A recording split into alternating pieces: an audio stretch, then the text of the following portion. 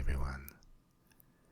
We're back to history today, and this time I'm going to take you to the discovery of the Celts, their origins, their culture, their art, what remains of their presence today. It's going to be a long journey to the past. Our story will begin several thousand years ago, so make yourself comfortable, have your headsets on, because our trip in time is beginning right now. To begin with, should we use the pronunciation Celt or Celt? Actually, I will use Celt in this video, but the two are acceptable. It seems that for centuries, until the 19th century, people in Britain used the word Celt, coming from Latin Celtae. But with the movement of Celtic or Celtic revival since the 19th century, and in particular in the past 50 years, the word or the pronunciation Celt has become dominant, maybe because it sounds more exotic. And this pronunciation thing is just the tip of the iceberg of uncertainties, sometimes controversies, and misconceptions that exist about the Celts.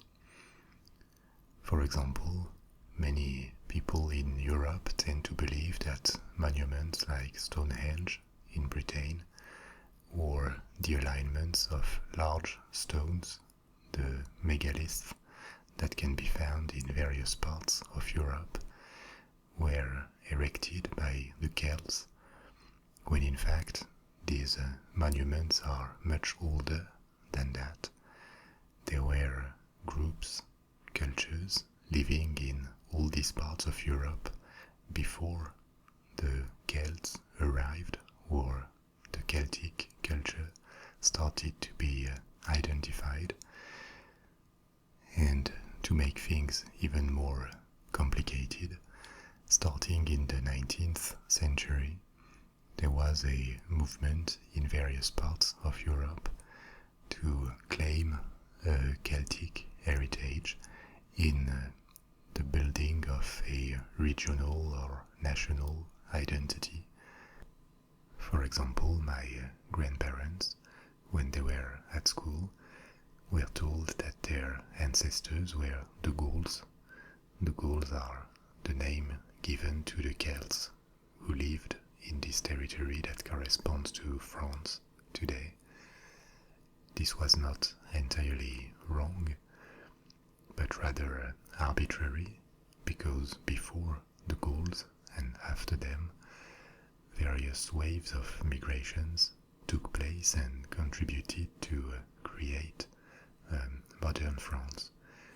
In Great Britain and Ireland too, various nations like Scotland, like Ireland, Wales, various regions of Great Britain also gave themselves a national story that was traced back to the Celts, and still today various nations in Europe define themselves as Celtic, and this puts a symbolic identity stake on the history of the Celts, which makes this topic a bit controversial.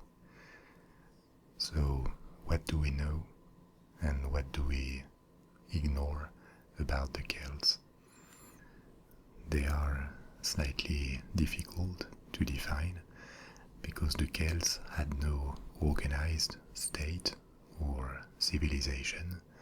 They were tribes sharing common cultural traits, languages that were similar religions too, and a common organization of their societies, with a sharing of the functions between three kinds of groups. There was the political and military power in the hands of the villages or tribes chiefs, and a small class that can be called some sort of nobility. There was a sacred or religious function in the hands of their priests, the druids, who were able to communicate with the gods and the spirits. And there was a third function, the majority of the population, which was the production of food primarily, and also craftsmen, traders.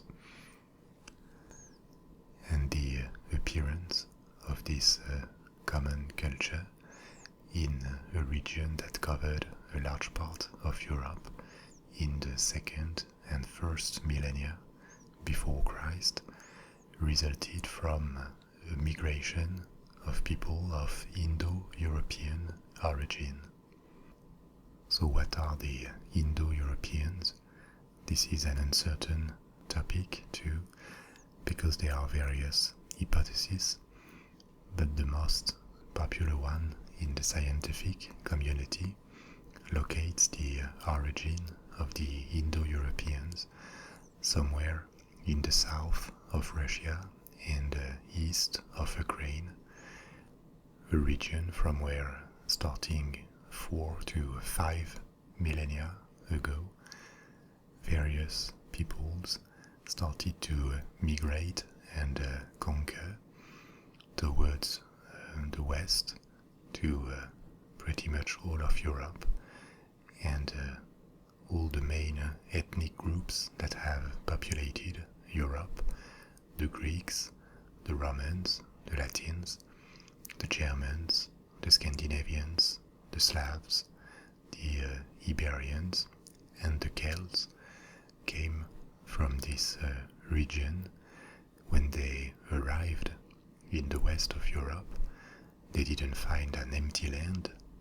They mixed with local populations and spread their cultures and languages to these regions.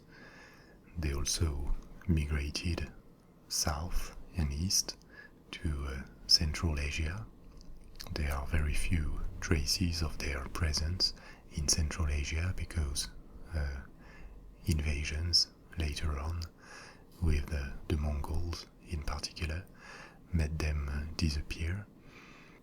They also went to Persia, present-day Iran, here again mixing with local populations, but creating a singular culture and language in this part of the world. And they also traveled and conquered the north of India, hence the name Indo-Europeans. And this migration process lasted for centuries. It started in the second or third millennium before Christ, and generally in the regions where they arrived, their arrival corresponded to the end of the Stone Age and the beginning of the Bronze and Copper Ages, with the introduction of metal tools and weapons in the regions where they arrived. So, even though this remains very unprecise, the origin, the early Celtic culture, probably appeared somewhere between minus 2000, minus 1200. That's a very long period of time, but we cannot know more precisely when this started.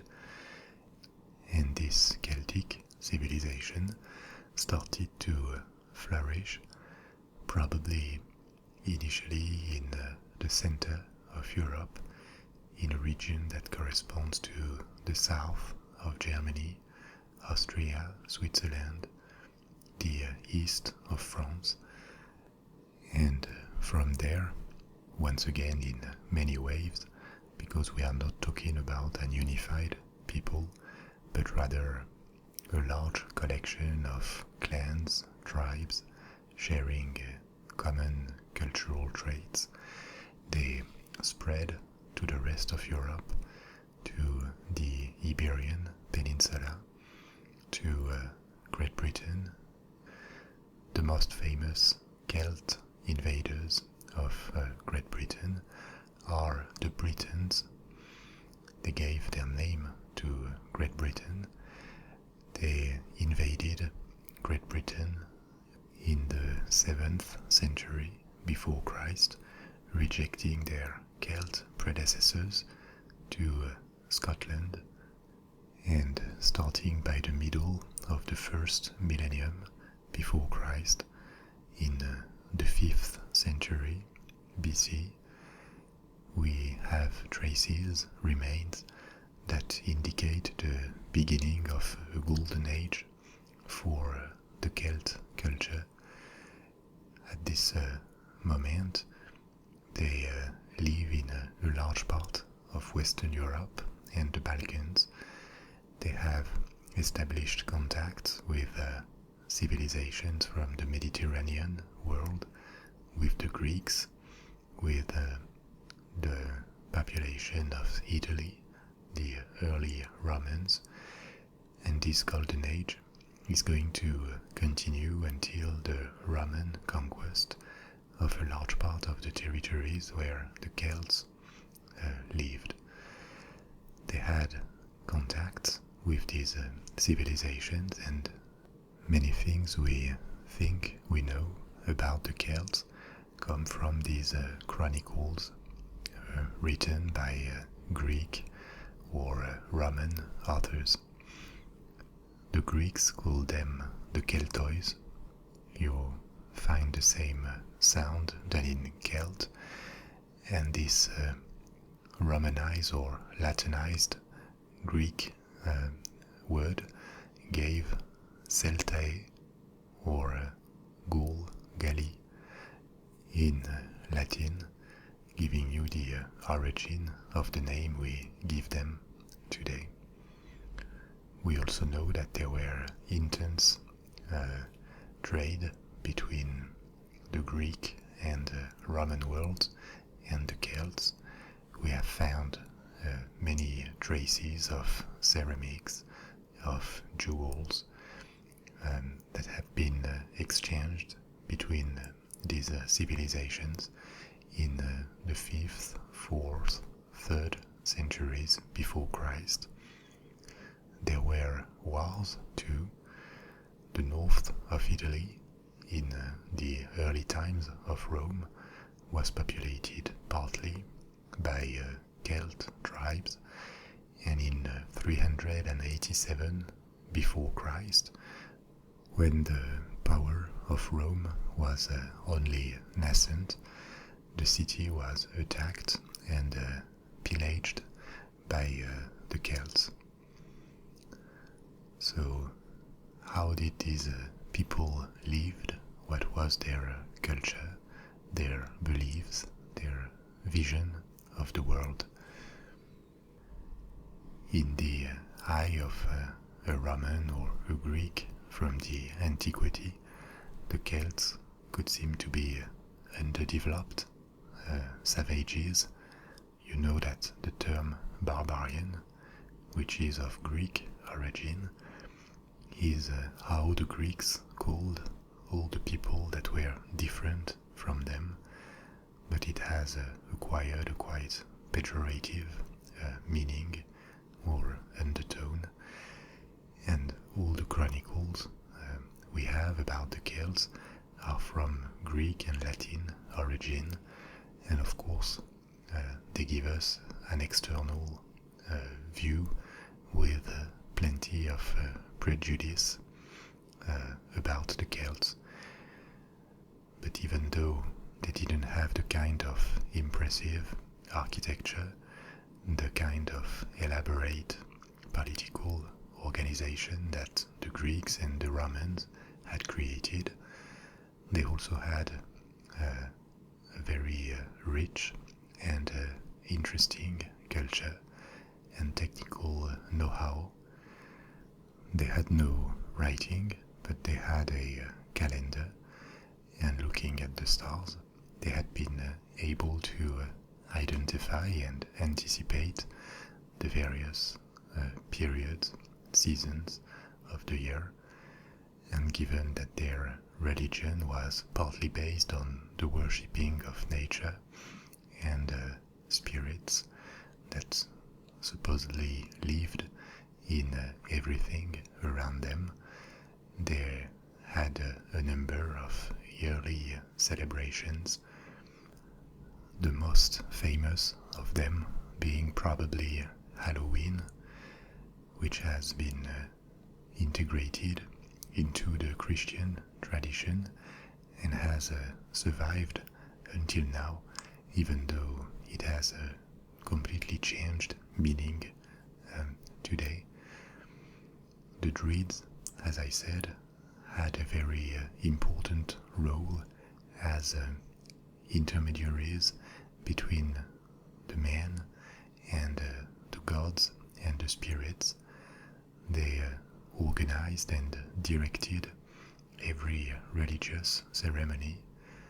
They also had to participate and to perform sacrifices.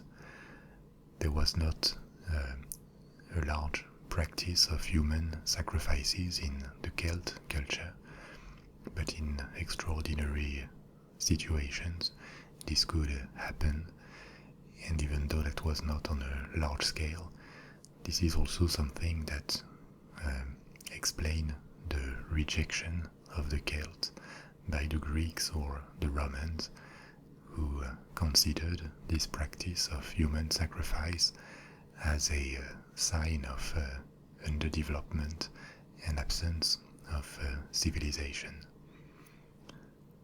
The death of important people was always a reason for large ceremonies. We have found discovered tombs showing that at least for nobles or heads of clans, there was a very elaborate ceremonial around death, with tombs where jewels, personal possessions were buried with the dead. And the Celts were also excellent craftsmen. They had excellent tools based on their knowledge of metal, be it for the work of wood, metal, glass, even leather or textile.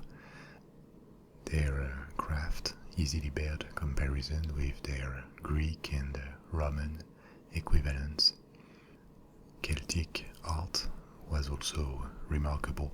There is an abundant production, and given these commercial relations I mentioned earlier, some Celts artifacts have been found in Roman or Greek cities. Their art is particularly appreciated today for its variety, especially in jewelry, its detail, sometimes even its almost abstract beauty, which remains like a testimony of the know-how of Celt craftsmen. The main problem or weakness of the Celts in their relations with the rest of the world, and especially the Romans, was that the Celts were not unified. They had no state structure. They were just a collection of tribes and villages with very small and decentralized territories, which is probably the main reason for their decadence and ultimately their almost disappearance, starting in the 3rd and 2nd centuries before Christ. Starting in the 3rd century before Christ, the Celts suffer from a series of military defeats and are going to be progressively repelled. They lose in the Balkans in 278 BC against the king of Macedonia. They lose against the Romans in the north of Italy. In the 2nd century, the Romans annex Spain and the southern half of France, of Gaul, reducing very significantly the region, the territories that the Celts occupy. And in the 1st century before Christ, the Romans, with Julius Caesar in particular, continue their invasion. Between minus 58 and minus 50, Caesar invades the entire Gaul, and the Gaul territory is larger than France today. It also includes Switzerland and Belgium. In minus 55 and 54, he also conquers Great Britain, a large part of Great Britain, and this limits the territory where the Celts remain independent to Scotland and Ireland that the Romans never invaded. After the Roman invasion, the Celt culture is going to decline differently from one part to another of the Roman Empire. For example, in Gaul and in Spain, the Romanization is going to be stronger, more important and deeper than in Great Britain, where a local language, a Celt language, lasted for several centuries, the Britannic, until the end of the Roman Empire. In regions that were closer to Italy and Rome, the Romanization was more intense, and Celtic languages declined strongly, to the point that by the end of the Roman Empire they had been eradicated from the cities and marginalized. The Christianization had also begun. It had started during the Roman Empire, and after its fall in the 5th century, the Christianization continued, even though the most remote parts of Europe, like Scandinavia and parts of the British Isles, were Christianized much later, by the middle of the Middle Age. Finally, this religious change also contributed to weaken the Celtic heritage, and especially the ancient religions that the Celts had been following for centuries.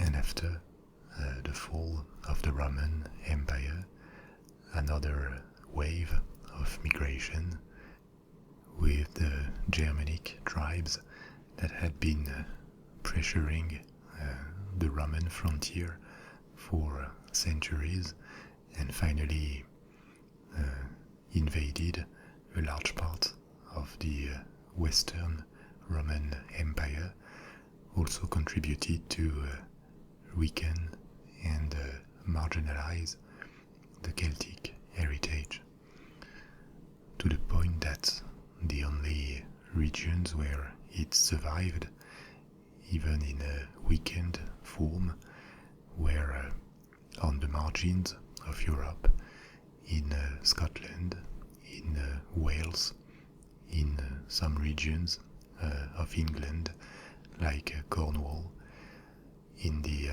Isle of Man too, in Ireland, and in the French region of Brittany, in the west of the country. Interestingly, the Celtic heritage in Brittany, mainly the western half of Brittany, is the product of the Celts who were living there, and they were joined by Britons who gave this name of Brittany to this region that crossed the channel, trying to escape the Germanic invasion, and settled in Brittany, maintaining a Celtic presence that resisted longer than in other parts of Europe. But with the Christianization in the second millennium of our era, this Celtic heritage was almost entirely forgotten, surviving essentially through these celebrations like Halloween that I mentioned before in the Christian calendar, and also through local languages that have not entirely disappeared until today. Because in the 19th century there was this Celtic revival movement, and this movement remains still relatively strong today in parts of Europe, with local historians and people claiming this Celtic heritage and trying to preserve it, to maintain it as a significant part of their identity, even though now the connection between the modern forms of these languages and the ancient Celt language are uncertain, because they were, for a large part, reinvented, recreated in the 19th century. So, as you see, more than on a battlefield, the Celts lost a cultural war, in a sense. The Romanization and then the Christianization made their culture, their specificity, largely disappear, probably because the world was no longer made for them. The lack of political unity, the lack of organization, and a sense of belonging to the same group or the same culture was absent, which in front of the Romans, and to a lesser extent the Greek world, with their elaborate political system, their well-structured armies, and the appeal and influence of their culture, all of this left the Celts with no chance to resist this absorption by another civilization.